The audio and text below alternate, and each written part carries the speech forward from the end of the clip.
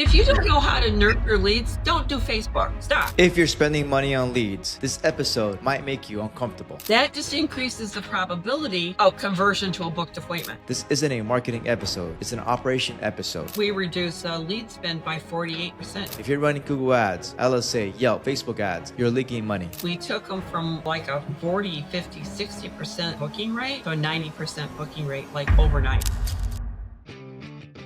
This is AI and Marketing for Home Service Pros, the show for contractors who want to grow without wasting time or money. If you're in roofing, HVAC, plumbing, or any home service business, we break down how AI and modern marketing can help you book more jobs, close more leads, and build a business that runs without babysitting every task.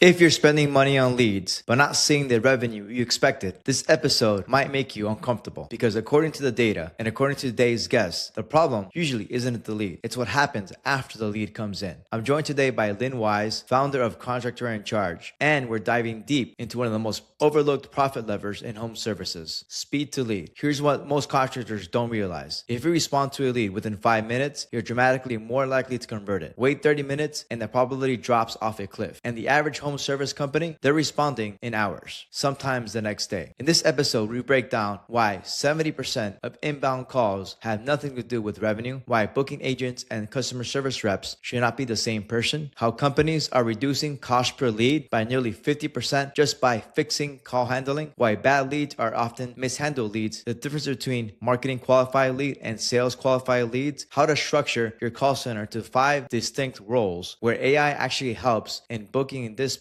and why focusing on booking rate can increase revenue without increasing ad spend. If you're running Google ads, LSA, Yelp, Facebook ads, any paid channel, and you're not obsessed with speed to lead and conversion, you're leaking money. This isn't a marketing episode, it's an operation episode because marketing generates opportunity, but operations capture it. Let's get into it. What's up, guys? This is Mauricio Cardenal. I'm the host today of the AI marketing show for home service pros. I'm super excited to have Lynn Wise. Welcome to the show. Hey, Mauricio. Thanks for having me today. So excited to talk to you. We're going to talk about many different things, but really going to talk about the importance of, speed to lead and call handling and all that. It's a very important part of the operations and really getting the best results for the lead generation. In your experience, right, when contractors say the leads are junk, how often is the lead how often is it actually the lead versus how the lead is handled? Well, so the answer is both, but let's talk about leads. So our lead sources, let's just give an example like Yelp or Thumbtack or Facebook. Most of those leads are price focused. So if that lead, the intent of the consumer that's looking on those types of lead channels to schedule time with you, they're typically looking for not when you can come, but how much it costs. So you have to know the lead channel and the intent of the buyer. That's first. However, it's an LSA or a Google My Business, or I'll even say pay per click, different intent. Typically more urgent, more purposeful, need an appointment to get something done or an estimate to get things done. So their intent is different. So knowing what your channels are and how your channels perform is the first. The second part of that is speed to lead. It's critical no matter what the channel is. It doesn't matter because the consumer's patience are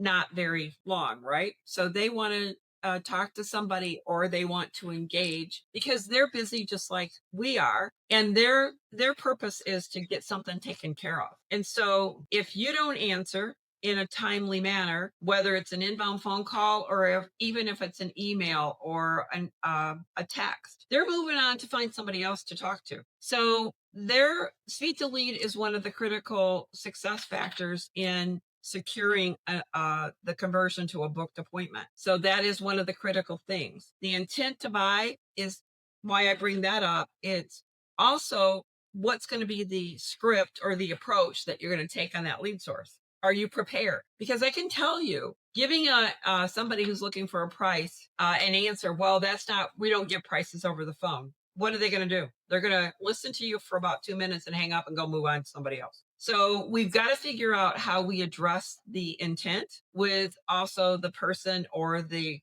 technology that you're using to respond to it. So speed to lead, having the proper call handling, the proper scripting, and the experience to convert that lead to a booking is critical. So you can't take one without the other. Speed to lead is great. You can answer fast, but if you can't convert because you don't know how to convert, different problem. You mentioned something very interesting. The lead aggregators, right? You said Thumbtack, Home Advisor, Angie's List, these companies. You say the actual leads are more price shopping, right? They're price shoppers. They want quotes. They want quotes. I think it's fair to say they want quotes. They're more, yeah, they're doing research. They're doing more research. Exactly. So, and they're probably more in the middle of the buying cycle instead of the high end of the buying cycle where they're actually trying to schedule an appointment. That's why I think a lot of contractors, and you probably would agree with me with the statement, is that they've had negative experiences with lead brokers, right? Lead aggregators. But the funny thing is that you just mentioned yourself, you have to be trained on how to handle these actual leads. And the biggest home service brands all use lead aggregators. They all use them, right? They all use them, and they all know how to use them successfully. And I don't know if you guys are aware, but these companies, Angie's List is a multi-billion dollar company, multi-billion dollars. They have thousands of employees. Yeah, they get there overnight for not knowing what. Right, exactly. Exactly. So they have a bad reputation in the space, but overall, what I've seen is that you just said it yourself, right? So lead quality, they're more price shopping. But if you know how to handle that, how do you turn those price shopping leads into an actual appointment and make it to the sale? How do you do that? That's a great question. I mean, if I had to kind of roll it, my how I would do it in our company, number one, you qualify it, right? So first of all, is it a project that you're interested in doing and you can book? I mean, obviously, is it in your service area? What's the price range that you're looking at for this particular project? Do you need to have somebody else involved in that decision? Is it something that is in the immediate future, or is this something you're looking to do maybe 3 or more months out? By the way, those kind of leads are not bad leads for any company. Because if you have that type of contact in your database, guess what you're going to do? You're going to nurture it. You're going to follow up with it. It's not a immediate transaction. It's not a transactional. It is a marketing qualified lead, and you treat it as such. So even if it's a digital platform that's engaging, it should be proceeding with the same type of qualification, engagement and qualification. If it's an inbound phone call, do the very same thing. That goes into then a campaign that you nurture and you follow up with. So you do the qualification. The easy ones are, I have a problem, I need to get it fixed. Those are easy. Those are dunks. Those are typically, when can you get there? Do you have availability? And oh, by the way, can I afford you? Do I accept your terms? So those are easy. And everybody refers to, in this industry, especially I'm going to call it the big three. They always talk about, the booking rate. Those are the easy ones. Yeah, exactly. I have a funny story about that. We were doing, before I had a call center, and we were doing paid ads for a lot of clients.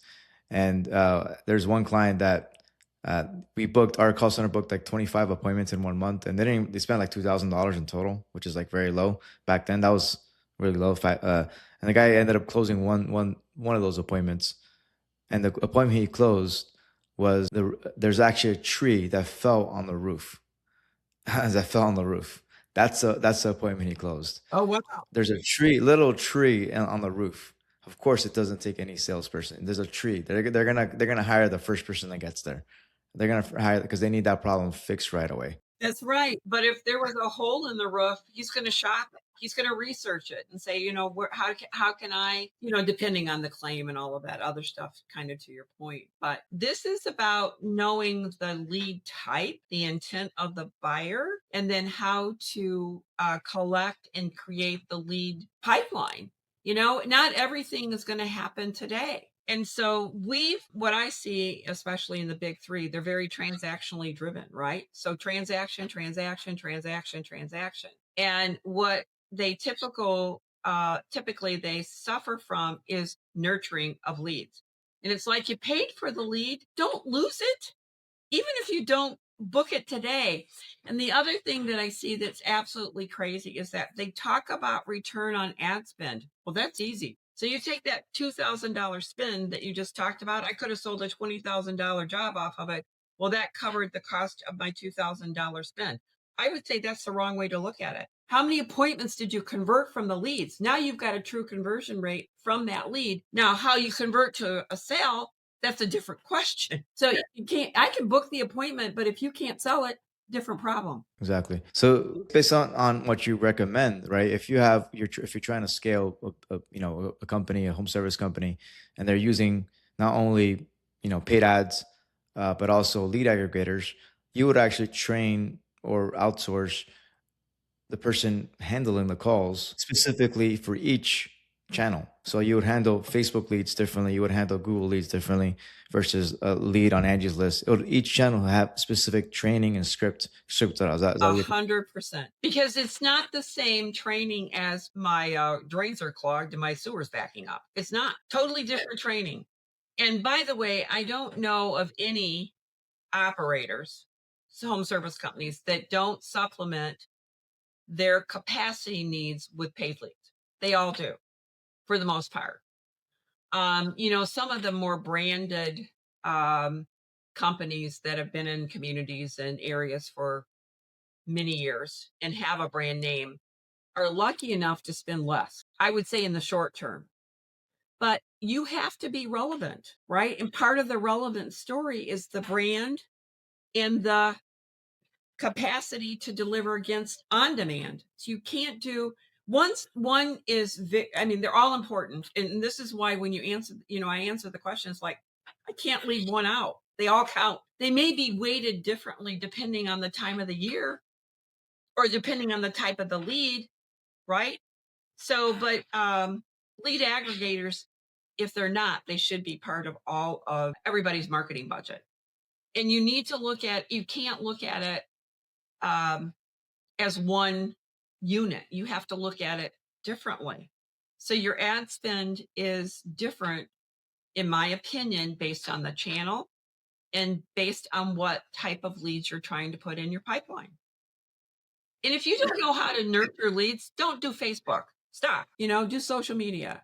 Or if you don't know how to nurture leads, don't do Yelp. Stop. Yeah. So Yelp is one of those platforms that you have to nurture. You have to kind of talk to. You do. There's definitely repair work that comes out of it, but the fact of the matter is most of them are doing research and they're quote shopping. But I don't think that's a bad lead. Those are the lead. Those are the contacts that you build your brand around. In the home services space, there's also a difference between emergency type of services. It's very common in HVAC and plumbing and roofing too as well. Versus the bigger projects. If you're replacing a water heater, for example, that requires people are going to be probably shopping around, or they don't need immediate help. They might just, hey, I need to replace my water here. Let me look at what you guys are offering to see what the best solution is. And I handle those differently, right? That's right. You handle those differently. We always look at, qualification of leads for the most part is sense of urgency. So what we're talking about here is sense of urgency, right? Is it something that is a profitable product for you and or service that you want to sell, obviously? Is it in the service availability area that you service? And your availability, what's your capacity to respond quickly? So speed to lead is one thing.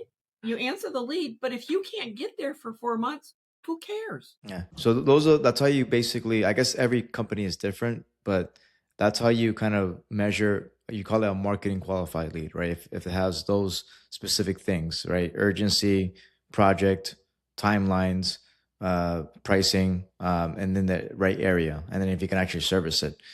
And that's a marketing qualified lead. And most people don't even know the difference between marketing qualified lead and sales qualified lead at all. Can you explain that to the audience, what the difference is? Sure. Well, just simple terms, right? Marketing qualified leads are what we just talked about. A booked appointment is a sales qualified lead. If an appointment's booked, it's sales qualified. You're going to go do something, whether it's an estimate or if it's going to be the repair request or install request that you've been booked for, right? Your job is to sell it. So then what's the conversion from marketing qualified to sales qualified? Most companies don't track that, I don't think. And basically, a sales qualified lead is exactly somebody actually spoke with them and then set the appointment. And now they're actually qualified for the sales opportunity. They've worked through the recommendation and they're a booked appointment. Those have the highest probability of sale. Yeah, and you're still not going to close all of them. But you close, if you do a good job, 30 to 40% maybe of those. Yeah, exactly. Well, in the HVAC space and in the plumbing space, and let's just think repair versus install, but a good conversion rate is about 60% from a booked appointment. 60 to 70% of what is booked should be converted to a sale. And we always talk about it in the terms of a sale being not just a dispatch fee or a trip to the job. It's also, what did you sell while you were there? You gave a recommendation. What was the recommendation? What was the proposal? And what did you sell? And if you left with just a dispatch or a service fee, you didn't sell anything. So let's talk about speed to lead, right? Why is it so important to respond within, they say usually 5 minutes? Like, why is it so important for that to happen? It's consumer behavior. It's your opportunity to secure that opportunity to convert it to a booked appointment. If you're not in the hunt, and this is common, you probably have seen the very same thing. It's 2 hours later, or it's the next day that they're responding back to a lead that comes in via an email or via typically like a form, or even it goes to voicemail. You're pretty much dead in the water. You're dead in the water. They've already moved on, unless that is a existing client that obviously you have a strong relationship with, which is another part of the equation. If you can get an existing client to wait on you, guess what? That's called loyalty. Different campaign, not the same campaign, right? So, but yes, speed to lead is essential. It's been proven over and over and over again in the data that if you don't respond to a lead within, I would even say 25 to 30 seconds, depending on where it comes in from and whether it's digital or voice, then you're pretty much going to lose it. Our program that we're launching this year, just to talk about this in the context. So we've been watching this over the last, honestly, 10 years. And we've never had a program specifically targeted just to leads to revenue.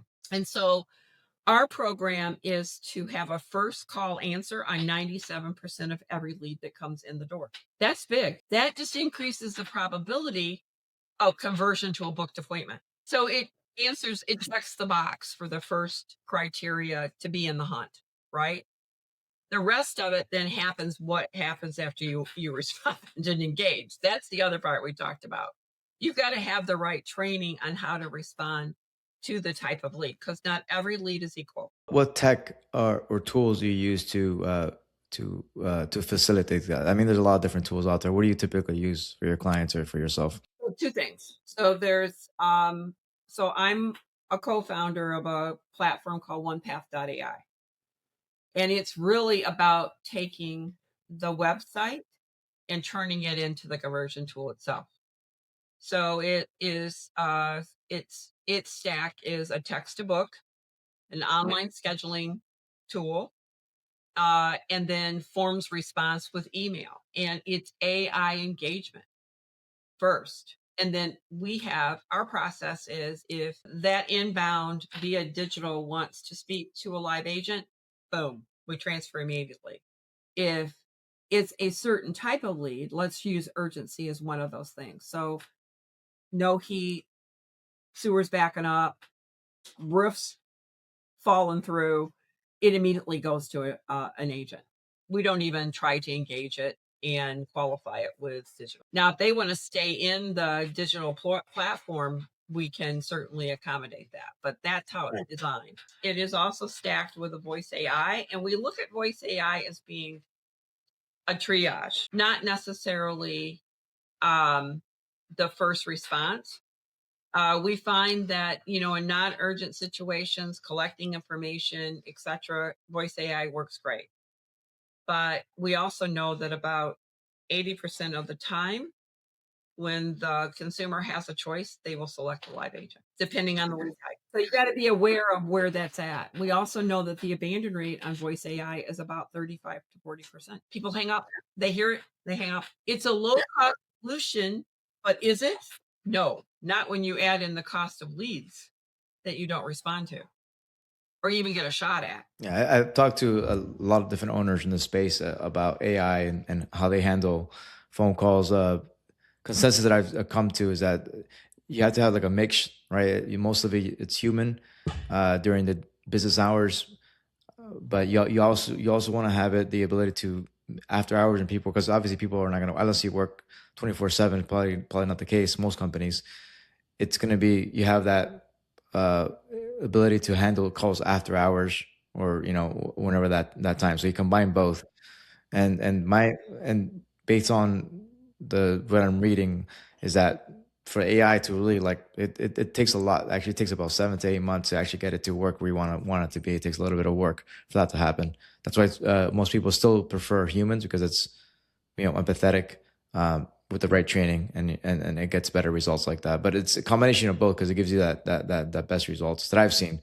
Might change in the future though. Who knows? Well, I think that consumer behavior is going to change. So let me just kind of say that. I mean, it's like anything else. It'll normalize in the consumer world. But I'm going to give you the classic I always use, and you can relate to this. Auto response or auto attendants, or IVRs. They've been around for about 30 years, 35 years. And if you say to somebody, do you like an IVR? They go, no, I hate them. Just my example. It's just, to me, it's the same analogy. Because guess what? An IVR is designed to do the same thing that AI voice has done. It's the same thing. So, but that being said, I think there is a right balance on how you use AI for customer engagement specifically. I think there definitely is. Yeah, I think AV. Most people don't like IVRs, but if you're a company and you have a lot of volume, that might be the best solution. Honestly, it just depends, I guess, on the company. It might be the best solution, and there's a lot of companies, all of these bigger companies, definitely use IVRs. So it's just a way to kind of route the system better. Right. They have to route the calls, and 100%. But I can tell you they have a bigger problem usually than the IVR. They don't know how to handle call concurrency. So they don't have enough staff to handle call concurrency. And that's why they have a percentage of abandons that they have to call back. So it causes rework, right? So that again, how do you handle that? Have a outsource that is properly trained to handle your call concurrency. And I'm not talking about peak demand. Peak demand, all bets off, right? So when you have a weather event, all bets off. Everybody's got it. So it is what it is. But I'm talking about your 80% of the time that you're in business and you are engaging in doing customer engagement.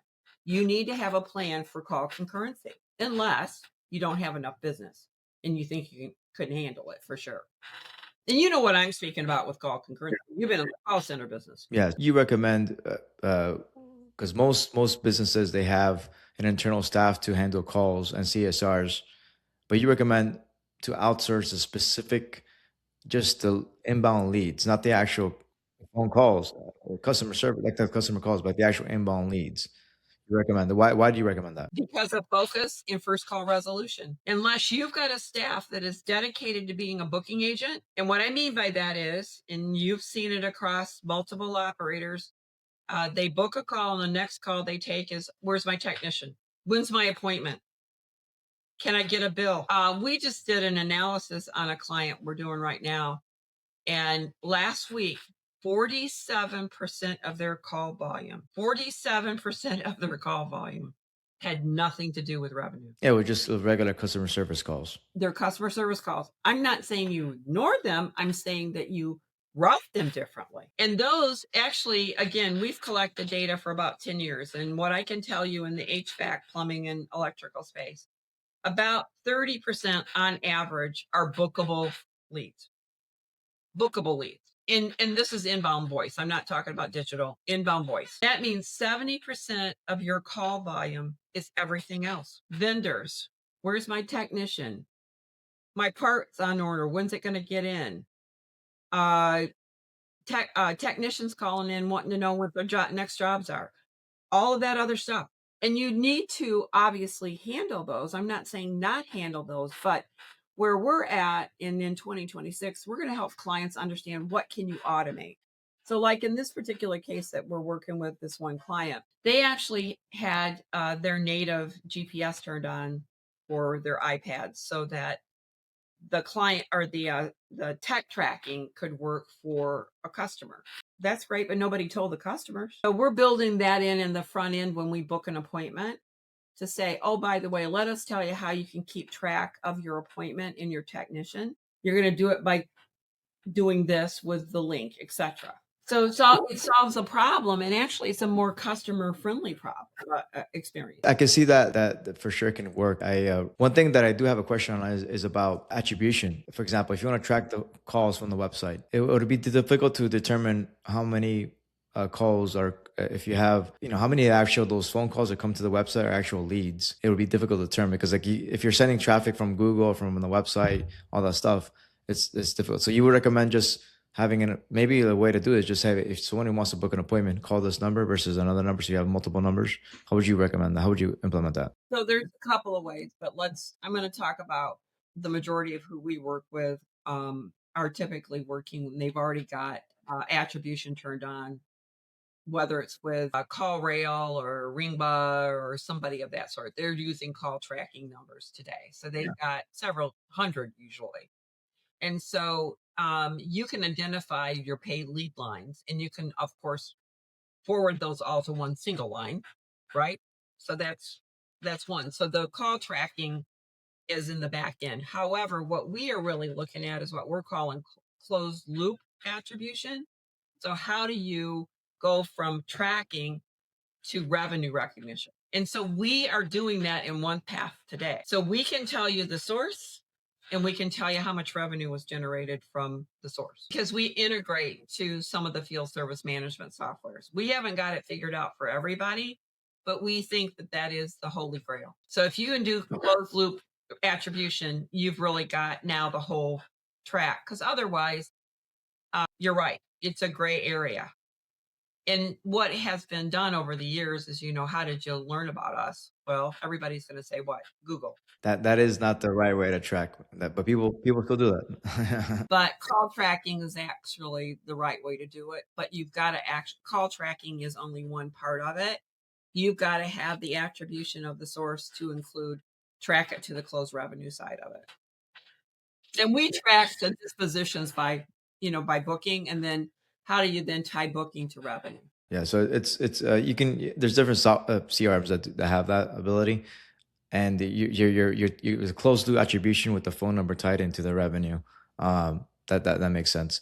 So you can see the actual, and if you notice, I've been doing this for a long time. Typically, phone calls, right?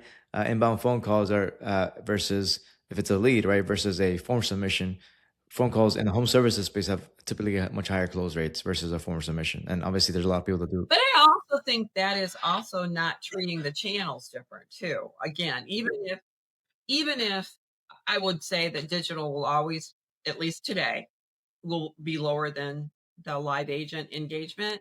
However, if the more we perfect it with AI, and the more we handle the different lead channels appropriately, the more effective we will be in converting it. So you talk about the 5 roles of a call center. Can you walk us through what they are and why that matters? Sure. We kind of talked about it a little bit. So one is the booking agent.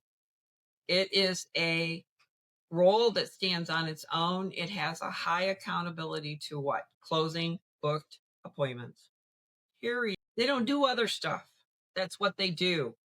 And you've got to have inbound. And then you also have, I'll call it the other flip side of it, I'm going to call inside sales or outbound. So that's the second. The third is customer service. So what's their accountability? It's to answer the questions that are related to technician arrivals. If you can't automate it, I'd say minimize as much as you can. But it's your customer service questions. So where's my technician? When's my appointment? Can I pay my bill? Dispute, escalated calls, or not escalated. Yeah. Problem calls is what I want to say. Customer problems, inquiry. I would even say that could extend into job inquiries and things of that sort. The fourth would be your field. So your dispatcher and the field management side of it. And then the fifth is AI. I look at AI as a resource today. The question is, how do you deploy the AI? Do you employ it across all channels? Do you employ it for different channels for different reasons, etc.? So they all have different roles, and they all have complementary, not necessarily cross-functional roles. A booking agent doesn't have to be a customer service agent. A customer service agent doesn't have to be a booking agent. In fact, I'll tell you, people who like to do customer service don't like to do booking. People who like to do booking don't really like to do customer service. It's a different temperament, different skill set A typically as different well. skill set, and it's also a different attribute of the individual, or aptitude. I'm sorry, I said attribute, aptitude. And so, but yeah, we in as small business owners, this is a small business owner issue. It's not just a home service issue. Is that you hire a person to staff, let's call the phones, and then the next thing you know, they're doing bookkeeping, and then they're going to do deposits, and so on, so on, so on, so on. It's a trait of small business. It's not just home services by any means. It's the trait of a small business. And why I would advocate that, especially for your leads that are so valuable, and a percentage of those, probably 50% or more, are paid for. Why would you leave them at risk by not having the right resource attend that particular channel for you? So those are the 5 roles. What's the difference between dispatching and booking, and what does that matter for revenue? In the plumbing HVAC side, it's really about dispatching for profit or optimization of route. It's the end result of a booking. So it's making sure that the booking is assigned properly to the right technician with the right skill. And by the way, if the company's goal is to dispatch for profit, guess what? You're going to give the high valuable, profitable leads to your best technicians that can upsell. So that's the difference in dispatching. And it's also it does have a degree of, depending on the company, of managing the field on the results of the job. So some companies do what's called call by call. So they do run through a checklist. They ensure that certain things were properly inspected, reviewed, signed off by the customer, and make sure that they're closing the loop on that lead. So it doesn't need additional follow-up potentially. Or if it needs follow-up, what's the next step, for example? To include, make sure you collect the money while you're on the job, right? So that is also can be part of dispatch. But dispatch is really about optimizing the routing and the profitability of the appointments that you have secured. Yeah, and the smartest companies, they know the routes. They have all of it timed in with the actual technicians and the routing, and all tied down to the CRM. So they know all those. It's data, really. At the end of the day, it's data. Understanding that data. So AI, this is like the perfect world for an AI. So we have a component to our solutions is AI dispatch. And so we can optimize the routes, we can maximize the profitability. It depends on, it could be by job type, it could be by area, it could be by zone. And once you do that, you're really going to set it up and let it produce the results. But it does require monitoring and managing, because you always have exceptions, right? Truck has a flat tire, somebody calls out sick, etc. Those are always exceptions that you manage with. Can you walk me through an example where you had a client that, whatever reason was not doing well with the leads, and then you came in and you reduced the cost? I think your example, you said reduce the cost by 48% and help them convert to 37%. How did that happen? So 2 things. Focus on leads. The first thing we did with them is we talked to their marketing agency, and the marketing agency took me through all the reasons why operations was failing. We did a little inspection on the hood, and I pointed out, well, that's all fine and good, but your leads over here are kind of shitty too. So, but that being said, that was our first step, is that we took the leads and focused on it. We took them from like a 40, 50, 60% booking rate to a 90% booking rate, like overnight. So that interpreted into what? Increased booking. And guess what? You don't need to buy as many leads anymore. So we reduced the lead spend by 48% just by increasing the booking rate. It's proportional. So if you're booking the leads that you're buying, your ad spend goes down. So you get a double whammy. You get an increase in probability to sell, and you get a decreased cost to create the probability. And that's a live example. That just happened about 2 months ago. We're actually doing a case study with them on the whole back end and the 5 roles of the call center, to kind of to your point. But it just demonstrates the importance of separating roles and how a focus can change. In this example, I'll just kind of give you an idea. So they're about 100 inbound voice calls a day. And their leads they run on average about 30 a day, 35, 40, depending on what the weather is. And so you take that to a 90% booking rate. Now you've all of a sudden turned that whole thing around, and then you route customer service to another person. You take the focus off that channel and you put somebody else on doing the customer service. The example is huge. What I guess they were using a lot of different channels for the marketing, but for the client. So like Google, Facebook. Yep, LSA, PPC, yep, organic search, and then outbound reach. What was the best result they got? What channel was producing the best result? You know what? I don't know that right off the top of my head, but LSA was the best result. Yeah, that's my experience. What metrics should contractors track weekly to understand if their marketing is actually working? Oh, wow. Great question. What are you buying? How many leads are you buying? How many are you qualifying and putting as marketing qualified leads versus sales qualified leads, which are bookings, right? So how many are you actually capturing and putting in your database? And then the other one is, of the ones that you have sales qualified, what is the result of the sales? What's your, and tie that out. Where did it come from? What did you do with it? And I think you know this too, in a lot of the field service management software, the bigger platforms like Service Titan or even Jobber in-house Call Pro, you've got some of these tracking capabilities right in there. As a business operator, you have to have we call it a single source of truth where you can understand the marketing, understand what the metrics look like.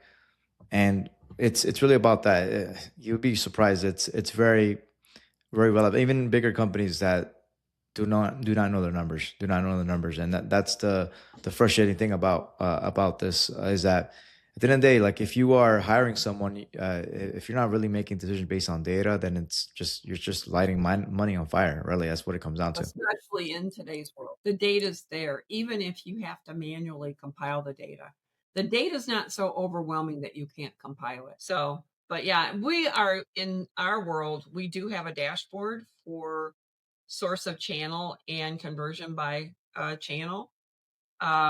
And then we haven't tied this out, but we're going to tie out the closed loop attribution to revenue as part of our dashboard in one path. Let's talk about AI. Kind of talked about this earlier.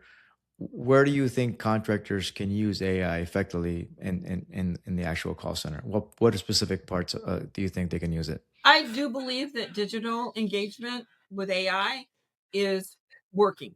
It's producing the speed to lead. It can do the proper qualification. It can also offer and book appointments. So the tool that we have, we offer and book appointments. We offer and book it in Service Titan and House Call Pro. And then we have what's called a standalone feature so that you can actually set up your own capacity and your own availability so that we can book on a common calendar and then sync it. So in today's world, it's not only AI to quickly provide speed to lead and to have a greater probability of success at selling your leads or booking your leads. It's also, I think, a great customer experience tool. Meet the customer where you're at and making your website the sales tool that it really should be, other than just a magazine of your team and your videos and all of those things.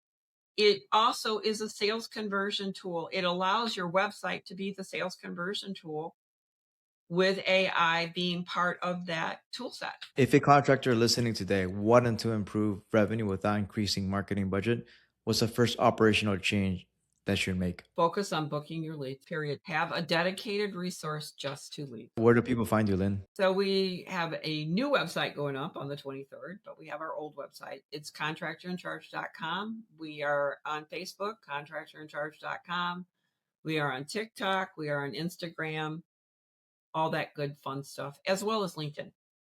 And you, of course, you can look me up too, Lynn Wise, and you can find me there. So yeah. Yeah, we'll put the links in the description below so you can have it there.